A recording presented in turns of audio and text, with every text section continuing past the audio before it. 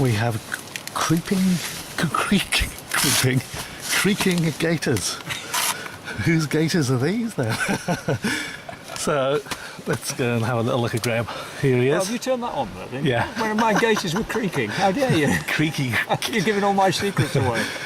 So we're out again. We are indeed. And in a lovely spot of the country.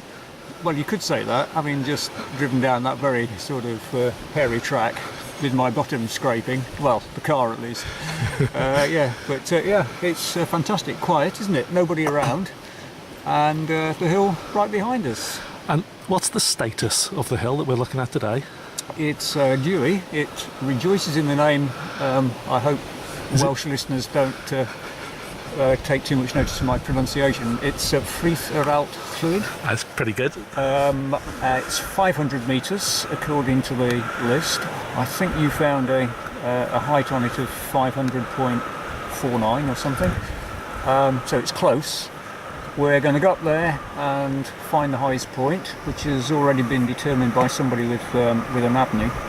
And we're going to check that, find the highest point, and then get an hour's worth of data on it and find out what the height really is. Yeah, brilliant, Graham. Thank you for laying the scene. I'm going to wander away from the creaking gators. If I can stand up without groaning, because I've done my right knee in. We'll go see if John's gators creak. Okay, cheers, Graham. Thank you. Yeah, cheers. Here's John. John's getting dressed, so we'll visit John a little bit later, I think, today, and see what John's comments are. We're in a beautiful spot, and here's the hill in the background where we're heading for today.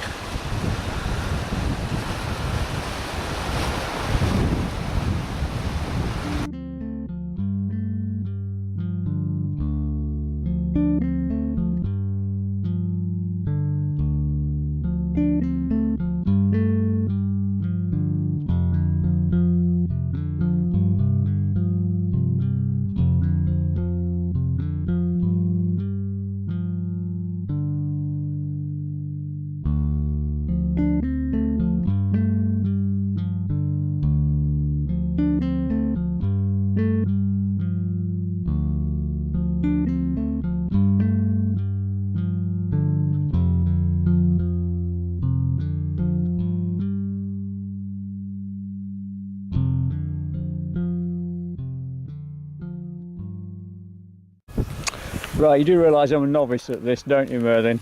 But what we have here is our new gizmo, and this is a tri-brack, and what it does, it fits onto the top of the tripod using the thread that we've got there. And if you look with the camera, you can see the little button, so that enables us to set up the tripod so that it's absolutely level. And then we need to attach the GPS to that, and I'll ask my assistant to pass me the coupling, which is that, which goes in there, and then we can lock that in place. And then we put, I'm not going to actually put this on because it needs to be really on the tripod, but then that just screws straight into the GPS, and so that fits the GPS up to the tripod. What we can then do is look through that little telescope, little eyepiece on the side, yeah. And there's a little mirror inside that directs the view through the middle of the tri-brack down onto the ground, so that we can actually see what point on the ground we're directly above. And there is another little gizmo that fits onto the side of this, which is a tape measure, which you can see lying on the ground. And that enables us to get an exact, there we go, it's in there. That enables us then to get an exact height of the base of the tri-brack system off the ground. So we can take a measurement there, or what the tape says. We know that the distance from there to the antenna is 255 millimetres. So we know that the then we know that the height of the antenna base off the ground, and we need to put that into our offset calculation. If you remember, prior to that, we set it up on a 1 or a 2 metre tripod. And what we always do, whether we set it up onto on a staff or whether we set it up on the tryback system, we always photograph that offset height to make sure that we have a permanent record of it. Brilliant. Thank you very much. Cheers. Thank you. Right, let's get it set up then. So you'll have seen by the photos that we put up before, we've levelled the summit. It's very uneven, very rough. There's a couple of major prominences that needed looking at. Here's one, and I'll just pan around to the other one. There's a 10-figure grid reference being given, I think, by Jim Bloom and also McMore, that's in the database records, and led us straight to the summit. I think probably Jim that made the summit. He did a very good job. So here's the gear. Here's the other contender for the summit position. And it looks as if there's some form of cairn here with moss and lichen growing all over it. And out of all these rocks, there's only one, which is we're just about to boot that one. Oops, let's give it another go. That one. It didn't move as it did. But at this point, having levelled and staffed, it's the highest point of the hill.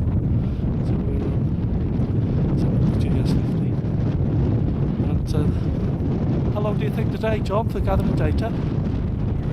Data should be up here. Yeah. So again, interesting result. This evening. Just one height measurement. Yeah. Brilliant. So there it is, all set up. John's going to put the meter measure on. Bring that down to the ground. There we go. Let's go and have a little look over. And this is an offset for the height measurement, isn't so, it?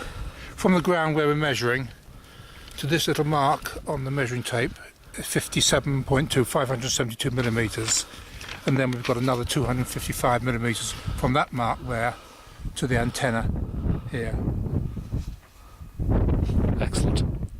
And that is offset in the measurement that it takes. Yeah, we'll put that into calculations when we get back home. That was 572, John. 572 metres.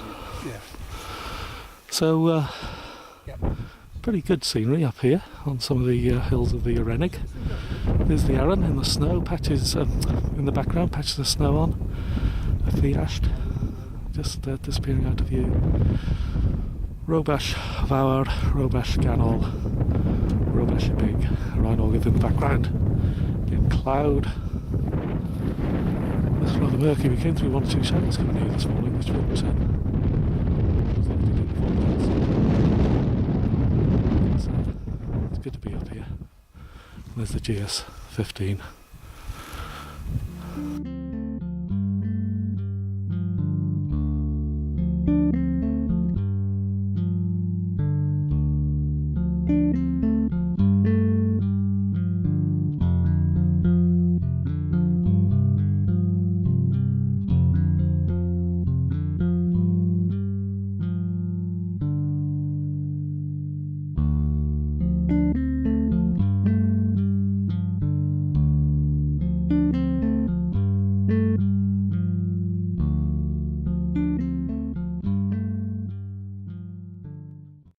This is the survey result for Ffridd Allt-lwyd, and we surveyed it because it was a marginal Dewey with a 500 metre spot height on Ordnance Survey current mapping.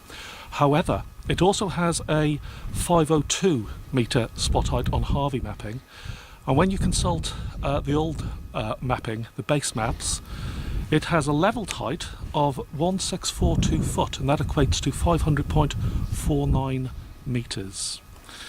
So we took 1 hour worth of data on the highest point on the summit, and the result for Ffridd Allt-lwyd comes out at 500.42 metres.